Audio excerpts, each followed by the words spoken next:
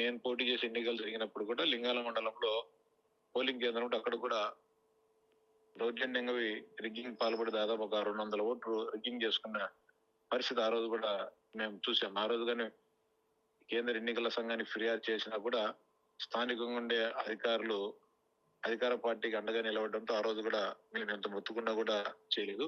ఈ రోజు స్వేచ్ఛగా ఎన్నికలు జరిగే అనేది వైకాపా నాయకులు జీర్ణించుకోలేకపోతున్నారు. అంటే తమకు అలవాటు పడిన పద్ధతికి అధికార యంత్రాంగం సహకరించలేదనే ఒక అసహనంతో ఈ రోజు ఉదయం నుంచి గొడవలు చేయాలని ప్రయత్నిస్తున్నారు. కానీ పోలీస్ యంత్రాంగం పటిష్టమైన భద్రతా చర్యలు తీసుకుంటుండడంతో వారి ఆటలు సాగడం లేదు. ముఖ్యంగా డిఐజీ కర్నూలు లేని డిఐజీ కోయ ప్రవీణ్ గారు గత 3-4 రోజులు ఇక్కడనే కూర్చొని ఎక్కడెక్కడ పటిష్టమైన భద్రతా ఏర్పాట్లు చేయడము, ఎవరైతే ఎన్నికల సందర్భంగా గలాటాలు చేస్తారనే అనుమానంలో వారందరిపైన గట్టి నిఘా పెట్టడంతో ఈ రోజు వారి ఆటలు సాగడం లేదు. పెద్ద ఎత్తున ఈ రోజు ఉదయం 6 గంటల నుంచే 7 గంటలు పోలింగ్ అయితే 6 గంటల నుంచే ప్రతి పోలింగ్ కేంద్రం దగ్గర పదుల సంఖ్యలో ఉదయం నుంచే బారులు తీరి చేస్తున్నారు. ఈ ఎన్నికైతే సజావుగా జరుగుతుంది. ఇదొక చారిత్రక ఘట్టం పులివెందుల ప్రజానీకానికి.